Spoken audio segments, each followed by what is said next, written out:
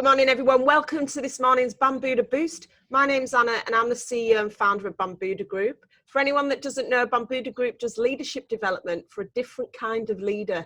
So all the leaders within our network are dedicated to kindness in leadership and business and making the world a better place. So today we've got Doreen Brown, who has been a member of ours for over a year now. She's our go-to gal when it comes to SEO and all things digital, really. She really has quite a portfolio of experience. So not only is she a cool chick and does things in quite a different way, she's also a really valued member of this community and has been facilitating cuddle groups over the past few months with leaders through this challenging time. So we're really lucky to have Doreen with us. She's a beautiful soul, an expert in her field. I'm going to do what I do best, and I'm going to disappear.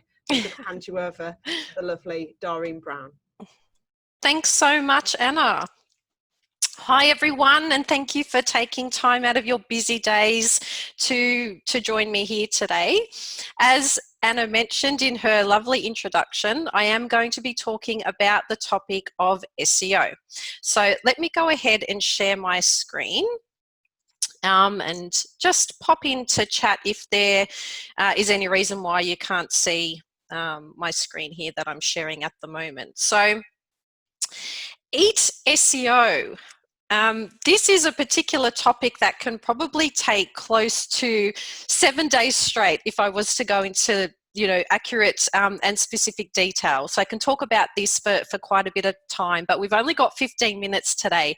So what I've done is I've put together some slides, more for my benefit than yours, just so I can keep on track and make sure that I don't get too carried away when I do talk about the topic of SEO and Eat SEO as well.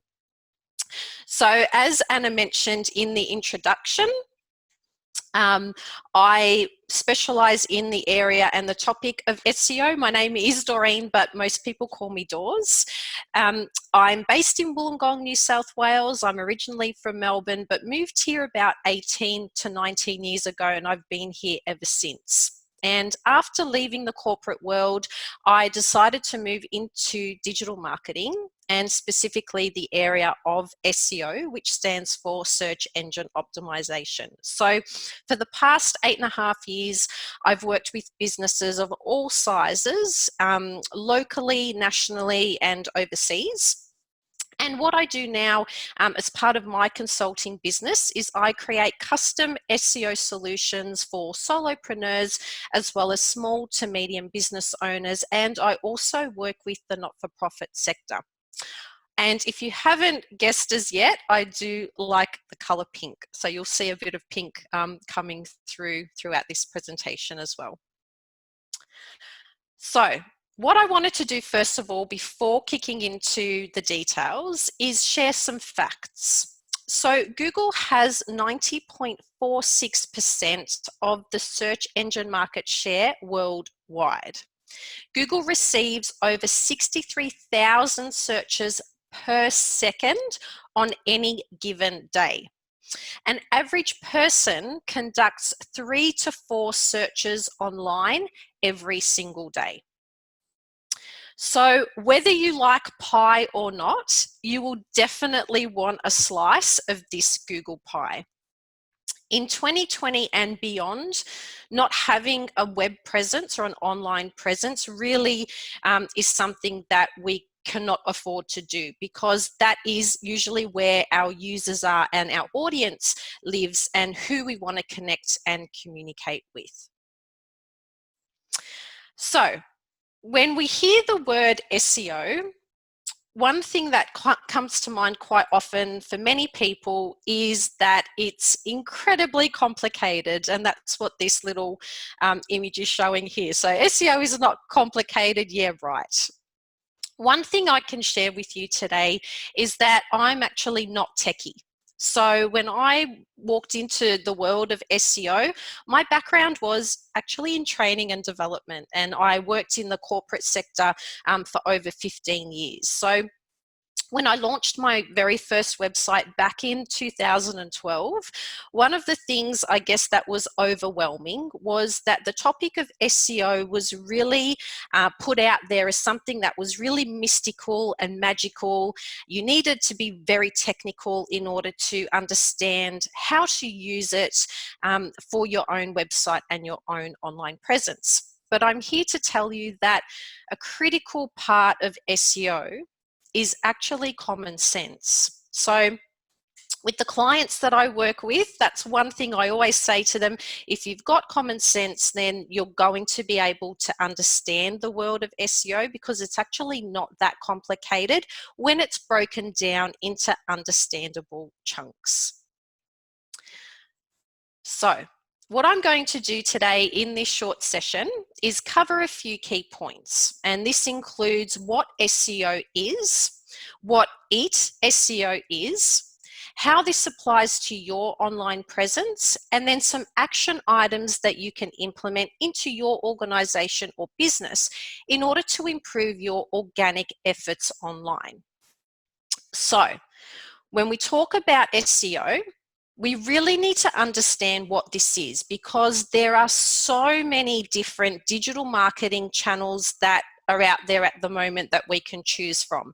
And I think that's part of the reason why, as business owners or working within an organization, we feel this overwhelm, because there's email marketing, there's social media, there's your website, there's paid ads, there's all these different things that you can utilize and implement into your organization or business. So every single marketing channel has a purpose and intention. The purpose and intention of SEO, which is search engine optimization, is the process of connecting with online users from the free results in search engines like Google. So let me give you a bit of an example. I'm just going to move this over here. So when I go into Google to type in something like local SEO specialist in Wollongong, what I'm actually seeing in the search results here in Google are the organic or free results. Okay, so I haven't actually bid on these particular keywords in order to show up organically in the search results when an online user types into Google local SEO specialist in Wollongong. So that's what it's talking about. It's talking about these results here where you're not specifically bidding on that particular search term in order to show up and connect with your audience online. Now, when we talk about the world of SEO, there is a particular formula that's used in order to maximize your time, efforts, and your budget. And there are three core areas that we use and look at. So the first one is what we call on-site SEO or on-page SEO. The second is off-site or off-page SEO. And then the third is technical SEO. So what I'll do is break these down in a little bit more detail. So when we talk about things like on-site or on-page SEO, this relates to your physical website and the things that you're doing specifically on your pages. So things like metadata. So metadata is the information that we add to your website pages so that Google can understand what your page is about. I'll give you an example of my website. So this is my website showing up here in the organic results, and this is my metadata, which is just a little snippet that appears in the organic results to let Google know what my page is about, and then to be able to connect with my audience online as well. So my metadata has a title which says who I am and what I do, and then my description expands a little bit further on this, and it also incorporates what we call a call to action at the end. So book an appointment today is the call to action, and it's the action that we want that user to take once they've been able to find us organically online. It also includes things like making sure you have internal links between your pages so that Google and users understand the relationships between, for example, your home page and your contact page. When we talk about offsite or off-page SEO, this is about the things that you're doing away from your physical website. So a common thing that a lot of organizations and businesses say to me is, Dors, we've launched a website, but we've done absolutely no SEO. And that's when I come in and ask them, okay, well, have you set up your social media profiles, for example, like Facebook or LinkedIn or Instagram? And they say, yes, absolutely, we've got those profiles. So anything that you're doing away from your website that mentions your business, your brand, and your URL is actually an offsite SEO property. So even if you're thinking or feeling like you haven't done SEO, chances are you probably have already made a start on it, and it's usually the offsite SEO component that you've done. Now, the technical SEO refers to the elements that Google needs to see as being a search engine, so that when it's coming through to your website every 28 to 30 days to index and visit your pages, that it's allowed to see and find and index all the pages that actually exist on your website that you're wanting them to then index and provide to searchers and online users as well. And I'm going to cover all of these areas in a little bit more detail. So if we understand what SEO is, that then helps us to further understand what EAT SEO is. So EAT stands for expertise, authoritativeness, and trustworthiness. Now, EAT actually comes from a 168-page document that is used to assess the quality of Google search results by human quality raters. Now, before I went into the digital marketing and the agency world, I had the opportunity to be a human quality rater as well. So I've kind of seen it on both sides of the page. So human reviews are designed and they're there to ensure that the algorithms that Google releases are doing a really good and effective job. Because at the end of the day, Google wants to be able to represent search results that are in line with what people are actually wanting to find. So when you jump on Google and you're completing a Google search, chances are that you're looking for an answer to a particular question that you have. So the algorithms combined with human quality raters, what they're trying to do is provide that best experience possible so that when you are doing a Google search, you're actually getting results that respond to what that query is. So when we look at the area of expertise, what this relates to is predominantly the on-site component of that SEO formula. So what you need to do when you own a website or you're working as part of a business or organization is you need to show a high level of skill or knowledge in a particular field. Okay, so Google is really looking for content that's created by a subject matter expert. So as a business owner, or if you're looking after your website, you really need to understand how people are going to communicate and engage with you and how you transfer this knowledge back to them. So if I use myself as an example, I do specialize in the area of local SEO. So I want to ensure that when someone comes to my website and they're visiting a page such as my blog, that the content that I'm providing really does show that I understand the subject matter and I am an expert in that particular area or field.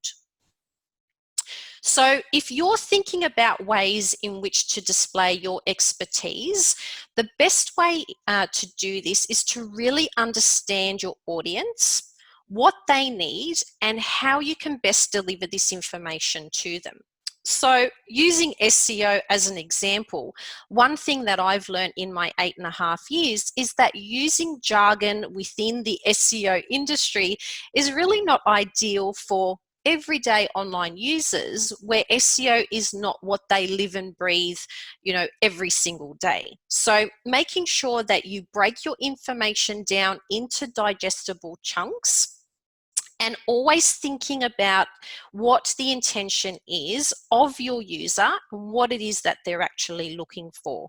So instead of just putting together a 2,000 word blog article or white paper or topic, make sure that you're thinking about your audience when you're actually creating that content, because you may understand it and it may make a lot of sense to you, but to the reader, again, who is not living and breathing necessarily the topic or area that you specialize in, we need to make sure that the core and key information points are going to be effectively shared with them as well.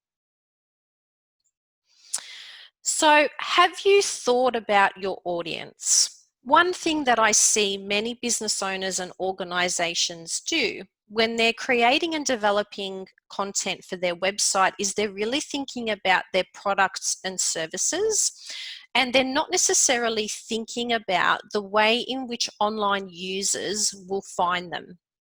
So one thing I really want you to have a think about is user intent. And search metrics define this using the following. So they say that user intent or search intent states which goal or intention an internet user has when entering a search term into a search engine. User intent is now a central factor in content and search engine optimization and is eclipsing individual keywords as a dominant ranking factor. So in English, what we actually need to do, yes, there are important things like keywords, so specific words that an online user would type into Google in order to connect with our brand or our business. But we just need to ensure that we're not just focusing on broad keywords or short tail keywords. It's really about looking and thinking about the content that is going to best connect with your audience online based on what it is that they're searching for and typing into Google. So kind of removing your business hat and looking at it from an online user perspective and putting yourself in their shoes and thinking about how they would find your services or products online if they were, popping in a particular search into Google. Now, authoritativeness really relates to the things that you're doing off-site or away from your physical website. So it's to do with your reputation, particularly among other experts and influencers in your industry. So what you need to think about is, if I'm, the go-to person, for example, for local SEO, am I a source that other websites might end up citing, with my business name and with my brand? So when others see an individual or a website as the go-to source of information about a topic, that's when you can really display the area of authority. So if you're thinking about, okay, Dawes, so how do I go about displaying my authoritativeness on my website and my online presence? Now, because it's predominantly looking at the things you're doing away from your physical website, what you need to do is also look at what we call links. Okay, so this is when you're mentioned on somebody else's website who is relevant and also authoritative. So this can happen a couple of different ways, and it's totally a completely different training topic. I can talk about offsite SEO and the ways in which to get, backlinks and get authoritative sites linking back to you. I could talk about that for a couple of hours. But it's just giving you an idea about perhaps some of those existing relationships that you have with other businesses or organizations that you collaborate with, and maybe providing them with a piece of content or information that then shows your authority on a particular topic or area. Now, if your content is widely shared and it's consistent by genuine methods, so there are different ways in which content is distributed. We call that white hat and black hat SEO. So there are ways in which you can kind of try and go around, the back door and do it a little bit in a cheeky way, but that's not what we recommend, because we want a long-term and a long-lasting online presence organically. But if your content is shared and it's done the right way, that can also elevate your authoritativeness, and making sure that you're building a solid brand that can be identified and referred to as an authority in a particular topic or area. So that's also another way that you can go ahead and display your authority in that particular topic or area. Now, we get to the third component, which is trustworthiness. Now, when we're thinking about the SEO formula, we're also looking at this trustworthiness component from the three different circles. So the on-site, the off-site, and the technical SEO areas. So when we talk about the topic of trust, it's really about creating that legitimacy, transparency, and accuracy of your content that lives on your website. We also need to make sure that when we have online users coming to visit our website, that they always feel safe and protected. So the information is not going to be, taken. So if they're purchasing a product, for example, on your website, that you have a secure website where they do feel comfortable and safe in order to enter, their PayPal or credit card details or whatever way you process that online transaction. You also need to ensure that you're providing honest and true information which is accurate. Okay, so not just making things up, but actually getting information that is accurate based on the topic or area that you specialize in. And it's also about having a positive sentiment about your business or brand online. So when you're thinking about ways in which to display your trustworthiness online, things like having positive reviews on Facebook or even Google My Business are really going to help. So one of the things that has really helped my business here in Wollongong is most definitely having a Google My Business listing. And so what I do is when I work with particular clients, or if they're attending a workshop or some training, is I always mention to them that there is the Google My Business and the review section where they can jump on and leave an honest review of their experience in either working with me or attending a training session. And as a result of these reviews, so you can type into Google Doreen Brown Consulting and you'll see there's a whole different list of reviews that have come through from genuine users and clients. And you can also sort them by the newest. You can also sort them by different topics. So this is going to tell you, how that person has worked with me, what their experience was, and it also gives you a star rating. Now, in doing that, what you're doing is also creating that trust factor, because when other users are online and they're having a look at things like your Facebook or Google reviews, they can actually see the feedback from other real online users who've been able to, work with you or attend your workshops or whatever it is that you deliver and offer. Also, having a real physical location is another great way to prove that you are a legitimate business or organization. So having your office or store address on your website is definitely helpful as well. And making sure that you have what we call HTTPS on your website implemented. So when someone goes to visit my website, what I'm actually doing is I'm showing online users and Google that I've got what we call a HTTPS redirect, and that's going to bring up the padlock that lives on my website there as well. So what can you do? A couple of little tips and next steps that you can take away from today's session. Understand that with any form of marketing, there are no quick fixes, particularly when it comes to SEO or Eat SEO. What I would do is start with my most visited pages using a tool like Google Analytics and just assess where some of these improvements can be made, and make sure you make time. So make your business or organization a priority the same way as you do with your own clients.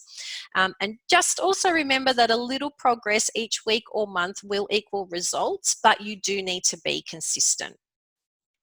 So the best way to sum it up is the day you plant the seed is not the day you EAT or eat the fruit. My kids would be going, Mum, that's just such a bad pun. And yeah, that was really bad, but it kind of sums up what SEO is. What you do today in regards to your SEO efforts, you're not going to see the results instantly, but you will most definitely see results if you maintain that consistency and you keep working at it. So, any final questions? Again, I know it's a bit of a bigger topic, and this is just kind of a real top level overview, but did anyone have any questions in relation to the content I've just shared? No, we all good?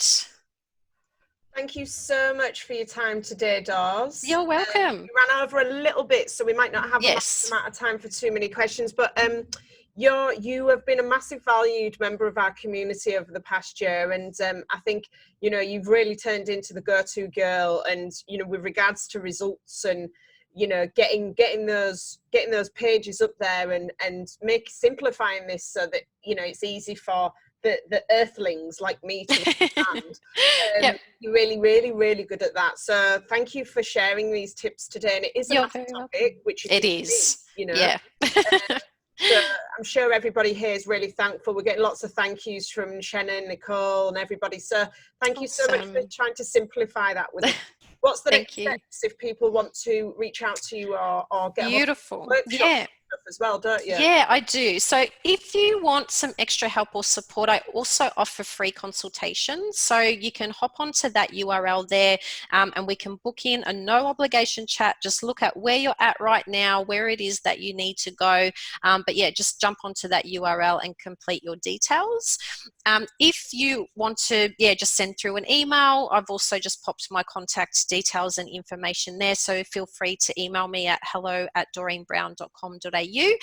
And you can now also listen into my podcast, which actually has quite a few Bambuddha group members, as well as you, Anna, coming up on the podcast. So yeah, just really excited to share all of that as well. Awesome, thank you so much. And if you lose any of those contact details, you can find Doreen on the website under the Kindness Crew with our other members. We do have one more week left of the boosts. Give me an but we've got more stuff in the pipeline, so don't worry. But next week we've got 3 inspirational speakers to look forward to. On Tuesday we've got Pat. She's going to be talking about empathy, and we've touched upon that again and again and again over the past couple of months, but the reality of it is it's really needed in business and leadership at the moment, so we need to master that ourselves so you can lead with kindness. Debbie Haskell-Leventhal is actually one of our advisory council members, and she is a professor at Macquarie University. She's an absolute expert in the field of volunteerism and also that CSR piece. So she's wrote a number of books. She's got a TEDx speaker, brilliant speaker, so tune in on Wednesday. And then on Thursday, Tom Dawkins, I don't know if anyone came to the Game Changers gathering last year. He is the founder of Start Some Good, which is one of the biggest online communities and the old conferences in the world around social enterprises and startups and starting up with purpose. So if anybody knows how to build a community online, it's Tom. So tune in next week, get lots of tips and advice. Remember to be kind to yourself today. Have a lovely long weekend, and we'll see you again on Tuesday. Thanks again for today, Dawes. Thanks, Anna. Thanks, guys. See you soon. Bye.